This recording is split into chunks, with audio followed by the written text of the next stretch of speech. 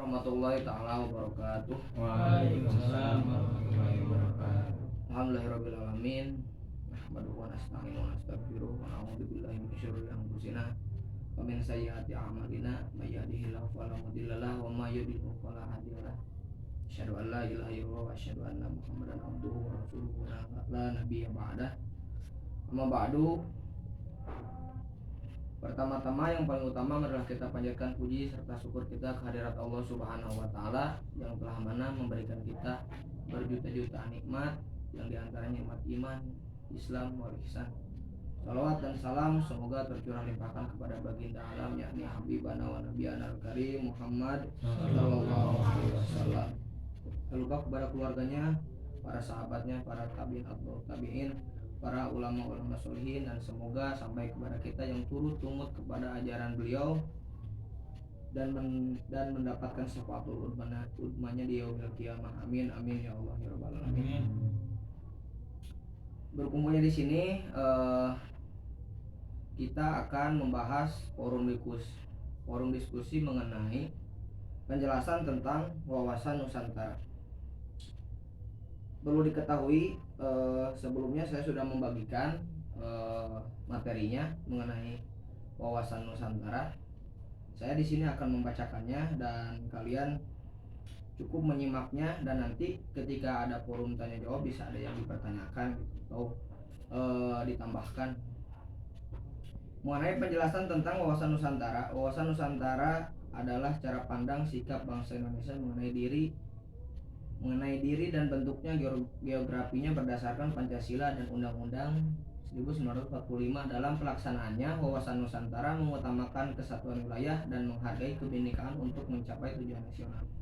Kedudukan dan fungsi wawasan Nusantara. Wawasan Nusantara sebagai wawasan nasional bangsa Indonesia merupakan ajaran yang diyakini kebenarannya oleh seluruh rakyat agar tidak menjadi penyesatan dan penyimpangan dalam upaya mencapai dan mewujudkan cita-cita dan tujuan nasional. Dengan demikian, wawasan Nusantara menjadi landasan visional dalam menyelenggarakan kehidupan nasional. Wawasan Nusantara dalam paradigma nasional dapat dilihat dari spesifikasinya sebagai berikut.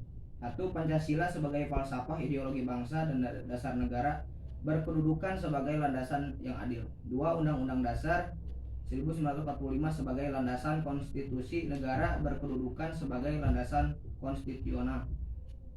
3. Wawasan Nusantara sebagai visi nasional berkedudukan sebagai landasan konsepsional. 4. Ketahanan nasional sebagai konsepsi nasional berkedudukan sebagai landasan konsepsional. 5. GBHN sebagai politik dan strategi nasional atau sebagai kebijaksanaan dasar nasional berkedudukan sebagai landasan operasional. Latar belakangnya falsafah Pancasila. Nilai-nilai Pancasila mendasari pengembangan wawasan nasional. Nilai-nilai tersebut adalah 1. Penerapan hak asasi manusia atau HAM seperti memberi kesempatan menjalankan ibadah sesuai dengan agama masing-masing. 2. Mengutamakan kepentingan masyarakat daripada individu dan golongan. 3. Pengambilan keputusan berlandaskan musyawarah untuk mufakat. Aspek kewilayahan Nusantara. Pengaruh geografi merupakan suatu fenomena yang perlu diperhitungkan karena Indonesia kaya akan aneka sumber daya alam atau SDA dan suku bangsa. Aspek sosial budaya. Indonesia terdiri atas ratusan suku bangsa yang masing-masing memiliki adat istiadat, bahasa, agama, dan kepercayaan yang berbeda-beda, sehingga tata kehidupan nasional yang berhubungan dengan interaksi antar golongan mengandung potensi konflik yang besar mengenai berbagai macam ragam budaya. Aspek sejarah. Indonesia diwarnai oleh pengalaman sejarah yang tidak menghendaki terulangnya perpecahan dalam lingkungan bangsa dan negara Indonesia. Hal ini dikarenakan kemerdekaan yang telah diraih oleh bangsa Indonesia merupakan hasil dari semangat persatuan dan kesatuan yang sangat tinggi bangsa Indonesia tersendiri. Jadi semangat ini harus tetap dipertahankan untuk persatuan bangsa dan menjaga wilayah kesatuan Indonesia. Fungsi wawasan Nusantara sebagai konsepsi ketahanan nasional. Yang wawasan Nusantara dijadikan konsep dalam pembangunan nasional, pertahanan, keamanan, dan kewilayahan. Daripada itu, wawasan Nusantara sebagai wawasan pertahanan dan keamanan negara merupakan pandangan geopolitik Indonesia yang melingkup tanah air Indonesia sebagai satu kesatuan yang meliputi seluruh wilayah dan segenap kekuatan negara. Tujuannya daripada itu, wawasan Nusantara yaitu tujuan nasional dapat dilihat dalam pembukaan UUD 1945. Dijelaskan bahwa tujuan kemerdekaan Indonesia adalah untuk melindungi segenap bangsa Indonesia dan seluruh tumpah darah Indonesia, dan untuk mewujudkan kesejahteraan umum, mencerdaskan kehidupan bangsa, dan ikut melaksanakan ketertiban dunia yang berdasarkan kemerdekaan, perdamaian abadi, dan keadilan sosial.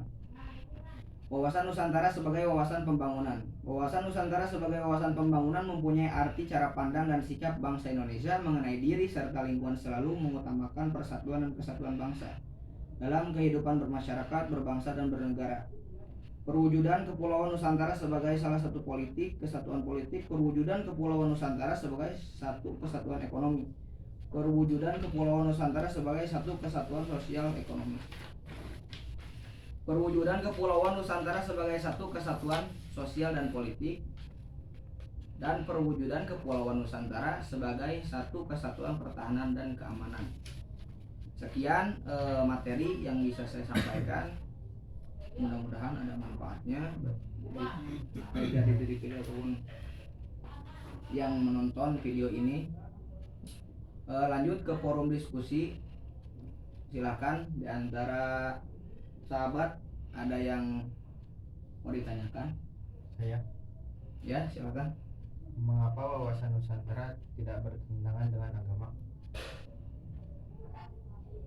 Karena dalam wawasan Nusantara tersebut adalah tujuannya untuk menghargai kebinekaan atau keberagaman suku, agama, ras, kebudayaan, dan lainnya. Dan jadi artinya tidak bertentangan dengan agama manapun. Cukup? Ada yang masih mau ditanyakan? Izin bertanya. Ya. Apa kedudukan wawasan Nusantara bagi bangsa Indonesia? Kedudukan wawasan Nusantara merupakan posisi cara pandang dan perilaku bangsa Indonesia mengenai dirinya yang memiliki beragam suku, agama, bahasa, budaya, kekayaan alam, dan kondisi geografi sebagai negara kepulauan yang berlandaskan Pancasila dalam Undang-Undang Dasar 45. Sudah cukup? Apakah ada yang masih mau dipertanyakan? Ya, silakan. Apakah fungsi wawasan Nusantara terhadap keutuhan negara? Fungsinya wawasan Nusantara sebagai pertahanan dan keamanan, yaitu pandangan geopolitik Indonesia sebagai salah satu kesatuan pada seluruh wilayah serta seluruh kekuatan negara. Fungsi wawasan Nusantara sebagai wawasan kewilayahan, yaitu pembatasan negara untuk menghindari adanya sengketa antar negara tetangga. Mungkin sudah cukup. Mungkin hanya itu ya pembahasan mengenai penjelasan tentang wawasan Nusantara. Mudah-mudahan dari forum diskusi ini kita menjadi menambah lagi wawasan kita, juga bermanfaat dan bisa diamalkan dalam dan bisa diaplikasikan dalam kehidupan sehari-hari. Mungkin dari saya sekian. Terima kasih atas waktunya bisa berdiskusi dengan saya di siang hari ini. Yang mudah-mudahan dari diskusi kita kali ini mendapatkan banyak wawasan, ilmu, dan bisa diamalkan oleh kita semua. Amin amin ya Allah ya rabbal alamin.